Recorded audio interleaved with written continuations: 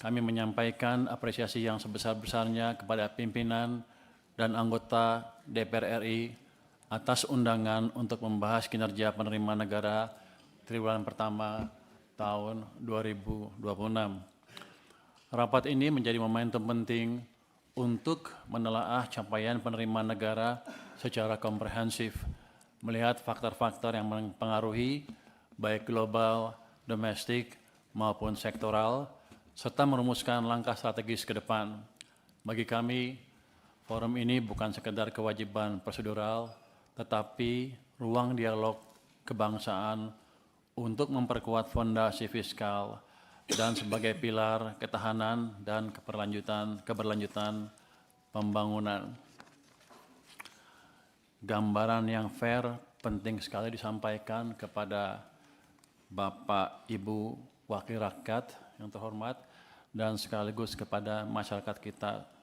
Mengingat sekarang banyak sekali berita-berita aneh yang tidak akurat yang beredar di sosial media. Kami akan menyampaikan paparan yang terbagi dalam 3 building block yang meliputi perkembangan perekonomian dan fiskal, realisasi pendapatan triwulan 1 2026, dan akan kami tutup dengan berbagai upaya pemerintah untuk mengoptimalkan penerimaan negara di tahun 2026 ini. Sebagai pengantar, kami akan memulai dengan menyampaikan perkembangan perekonomian dan makro fiskal sepanjang triwulan 1 tahun 2026.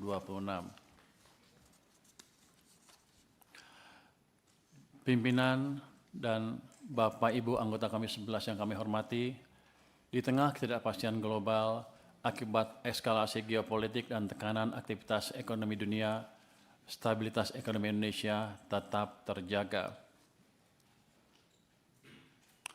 Jadi tekanan yang kita alami bertubi-tubi. Di awal tahun ada MSCI, ada lagi lembaga pemeringkat. Terus ketika itu sudah agak tenang, ada perang di Timur Tengah. Ini merupakan tantangan yang amat signifikan bagi APBN dan perekonomian kita. Jadi kalau kita tidak memanage itu dengan baik, kita mungkin nasibnya akan sama dengan negara sekeliling kita yang sudah mengalami mungkin perlambatan ekonomi yang signifikan karena mereka terpaksa menaikkan BBM atau supply BBM yang nggak ada di pasar. Kita masih relatif stabil. Stabilitas tersebut tercermin pada berbagai indikator utama. Hal ini terrefleksi antara lain dari aktivitas sektoral yang positif. Industri manufaktur terus ekspansif dalam 8 bulan berturut-turut.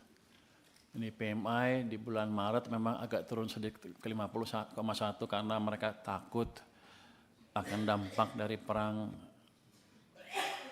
di Teluk terhadap ekonomi negara kita. Tapi di bulan Februari naik ke 53 yang level yang tinggi.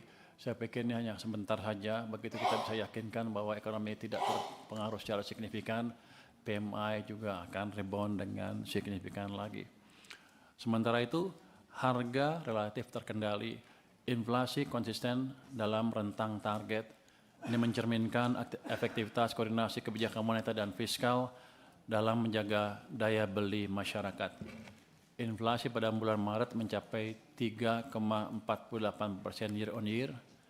Ini ada dampak diskon listrik tahun lalu yang tidak dihitung oleh atau tidak dikeluarkan oleh BPS karena memang angka inflasinya seperti itu. Tapi kalau kita keluarkan pengaruh dari kenaikan atau subsidi listrik tahun lalu, inflasi di bulan Maret itu hanya 2,51%, jadi masih relatif terkendali. Angka inflasi ini sering menimbulkan salah tanggapan yang 3,48 tadi. Itu seolah-olah ekonomi kita kepanasan dan ada masalah di ekonomi kita karena harganya naik terlalu tinggi. Padahal itu karena base-nya beda untuk harga listrik. Jadi kita sekarang sebetulnya di 2,51%, jadi masih baik. Ini memberikan ruang bagi ekonomi untuk tumbuh lebih ekspansif tanpa menciptakan tekanan harga secara signifikan ya. Sektor eksternal tetap solid. di mana neraca perdagangan mencatatkan surplus secara berkelanjutan, mendukung posisi cadangan devisa yang memadai. Posisi cadangan devisa setara 5,9 bulan impor dan pembayaran utang luar negeri pemerintah, jauh di atas rule of thumb level aman global, yaitu di sekitar 3 bulan. Likuiditas perekonomian cukup dengan M0 atau base money yang tumbuh mendekati 20% year on year pada pekan ketiga bulan Maret. Ini mendukung intermediasi perbankan sehingga kredit tetap tumbuh tinggi. Pada saat sekarang, kredit investasi tumbuh hingga 20,7%. Ini mengindikasikan aktivitas usaha yang kondusif. Kalau kita lihat di sejarahnya, kalau base money tumbuh 20%, biasanya kreditnya pelan-pelan akan tumbuh di atas 20% juga. Jadi ini minyak yang dibutuhkan oleh ekonomi sudah diinjek ke perekonomian dan kita akan jaga terus kondisinya di bulan-bulan mendatang. Dengan demikian pula dengan aktivitas sektor real, ini menunjukkan ekspansi yang konsisten seiring menguatnya optimisme masyarakat. Indikator konsumsi dan mobilitas seperti belanja masyarakat, penjualan retail dan penjualan kendaraan bermotor tetap tumbuh dan mencerminkan daya beli yang terjaga. Kalau kita lihat sebelah pojok kanan atas itu, ini nggak kuat ini 12,2 untuk penjualan mobil. Itu level yang tinggi sekali walaupun agak turun sedikit di peaknya. Tapi kalau Anda lihat dibanding Bapak-bapak lihat dibanding tahun lalu, ini level yang tertinggi dalam beberapa tahun terakhir. Artinya memang ada perbaikan daya beli.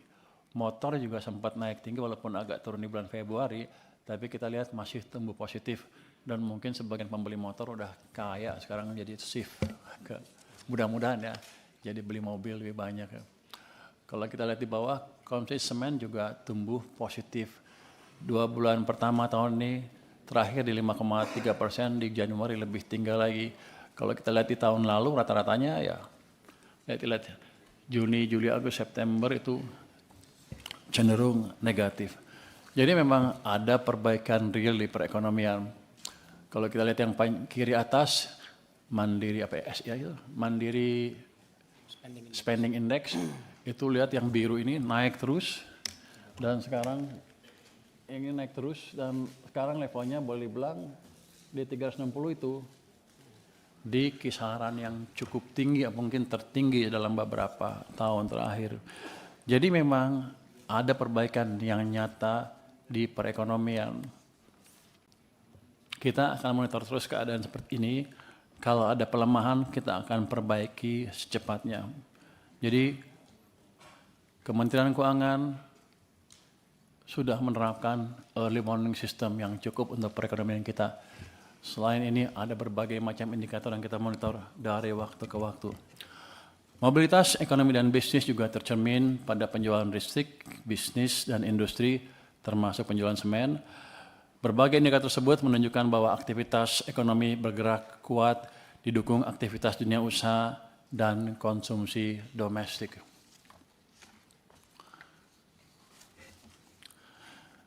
Next.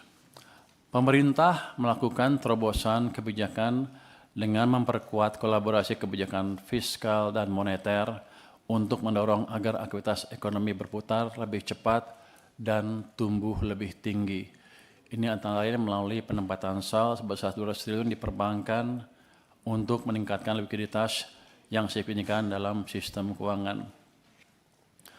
Dengan penempatan kas pemerintah, base money atau M0 sampai dengan Maret minggu ketiga 2026 tumbuh sebesar 19,2% year on year. Ini melonjak signifikan dari tren sebelumnya yang sangat rendah. Dengan likuiditas yang memadai, kredit dapat tumbuh 9,4%. Yang juga turut ditopang oleh tingginya pertumbuhan DPK hingga 13,2% di akhir Februari 2026. Kalau kita lihat gambar di sini Pak, ini sekarang M0-nya udah hampir 19%.